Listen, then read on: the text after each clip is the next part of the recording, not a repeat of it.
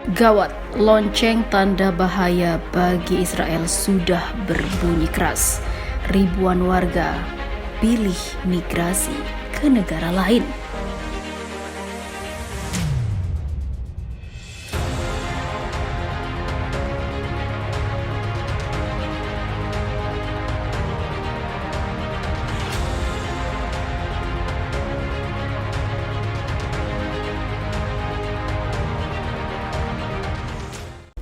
Juru bicara Kementerian Luar Negeri Iran mengatakan, upaya rezim Zionis dengan dukungan Amerika Serikat untuk menormalisasi hubungan dengan banyak negara sepertinya gagal total. Hal ini juga tidak akan menurunkan kebencian bangsa-bangsa dunia atas rezim ini yang substansinya ilegal. Lonceng tanda bahaya bagi rezim Zionis dan para pendukungnya sudah berbunyi keras.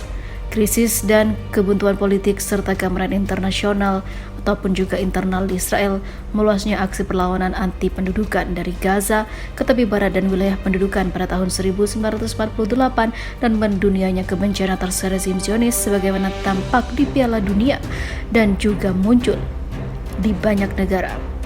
Juru bicara Kementerian Luar Negeri Iran menjelaskan pengesahan resolusi Majelis Umum PBB terkait hari pendirian Israel menjadi hari naas dan bencana dan konsentrasi rezim apartheid Zionis dan juga para pendukungnya pada Iranfobia.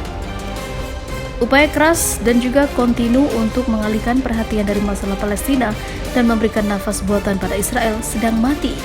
Nasser Kanani menegaskan pemenang sebenarnya Piala Dunia adalah rakyat Palestina dan pecundang yang asli adalah rezim Zionis Israel. Sudah terbukti saat berkumpulnya banyak warga dunia di Qatar, mereka menunjukkan dukungan yang berbeda seperti apa yang ditampilkan di televisi-televisi. Dukungan ke Palestina lebih membeludak daripada ke Israel, sampai Israel tidak ada tempat lagi di hati orang-orang di muka bumi ini. Hingga pada akhirnya Israel diketahui menembak mati seorang pemain sepak bola andalan Palestina. Hal itu membuat FIFA geram dan dikabarkan jika FIFA memboikot Israel selamanya dari sepak bola dunia.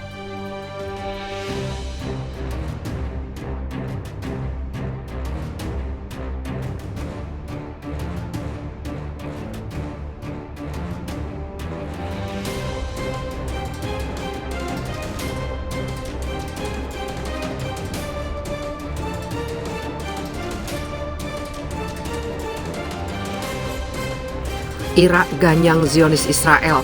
Ternyata tidak hanya negara seperti Iran dan Lebanon atau Yordania saja yang mendukung Palestina. Ternyata negara sekelas Rusia hingga Cina mengirim banyak sekali bantuan ke perlawanan dan pejuang kemerdekaan Palestina. Aksi Putin yang mendukung penuh Palestina bukan main. Negara beruang merah itu ternyata juga mengirimkan tank untuk membantu pertempuran dengan Zionis. Tidak hanya itu, kini negara Irak, negara yang pernah dipimpin mendiang Saddam Hussein, juga ikut mengganyang Israel. Apalagi dengan kebangkitan sang anak dari mantan pemimpin Irak itu. Siapa lagi kalau bukan Ragat Saddam Hussein? Kehadiran Ragat rupanya membawa angin segar bagi politik di negara Irak. Hanya dengan kemunculannya saja, Ragat sudah mengguncang Timur Tengah, bahkan Amerika. Terbukti jika nama Saddam Hussein masih berpengaruh besar di Irak dan di dunia. Maka dari itu Israel dalam waspada ganda setelah Irak akhirnya memutuskan berada di posisi Palestina. Bahkan Irak melanggar siapapun menyebut nama Israel, dan jika ketahuan bersekutu dengan negara Zionis, maka hukumnya tidak main-main, yaitu hukuman mati. Bagaimana menurut Anda? Sementara itu diketahui sebelumnya Irak tidak mengakui Israel sehingga kedua negara tersebut tidak memiliki hubungan diplomatik resmi apapun.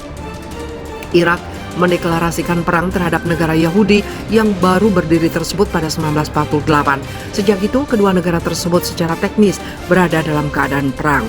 Pasukan Irak ikut serta dalam perang melawan Israel pada 1967 dan 1973. Di sisi lain, parlemen Irak mengesahkan undang-undang yang mengkriminalisasi normalisasi hubungan apapun, termasuk hubungan bisnis dengan Israel. Undang-undang tersebut mengatakan bahwa siapapun yang melanggar hukum akan terancam hukuman mati atau penjara seumur hidup. Undang-undang itu mendapat persetujuan 275 dari total 329 anggota parlemen. Sebuah pernyataan dari parlemen mengatakan undang-undang itu adalah cerminan sejati dari kehendak rakyat.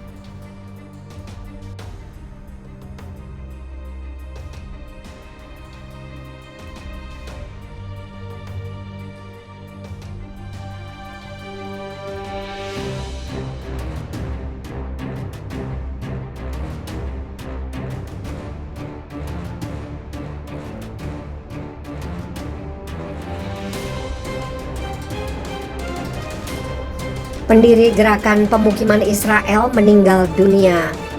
Salah satu pendiri Gerakan Pemukiman Israel, Chaim Druckmann, telah meninggal dunia pada usia 90 tahun. Dia dirawat di rumah sakit awal bulan ini di Pusat Medis Hadassah, Yerusalem, yang mengkonfirmasi kematiannya pada Ahad malam. Druckmann adalah tokoh terkemuka dalam gerakan Zionis religius di Israel dan pendukung utama permukiman Yahudi di tepi barat jalur Gaza dan semenanjung Sinai. Setelah Israel merebut wilayah tersebut dalam Perang Timur Tengah 1967, dia menjabat beberapa periode sebagai anggota Knesset atau Parlemen Israel dengan cikal bakal Partai Religius Zionism saat ini. Sosok Druckmann menyerukan pencaplokan tepi barat yang diduduki dan sekitar 2,5 juta warga Palestina yang tinggal di bawah pendudukan Israel bersama sekitar 500.000 pemukim Yahudi. Orang-orang Palestina mencari wilayah itu bersama dengan jalur Gaza dan Yerusalem Timur sebagai negara merdeka di masa depan. Sementara komunitas internasional dan Perserikatan Bangsa-Bangsa menganggap pemukiman Israel ilegal dan menjadi penghalang perdamaian.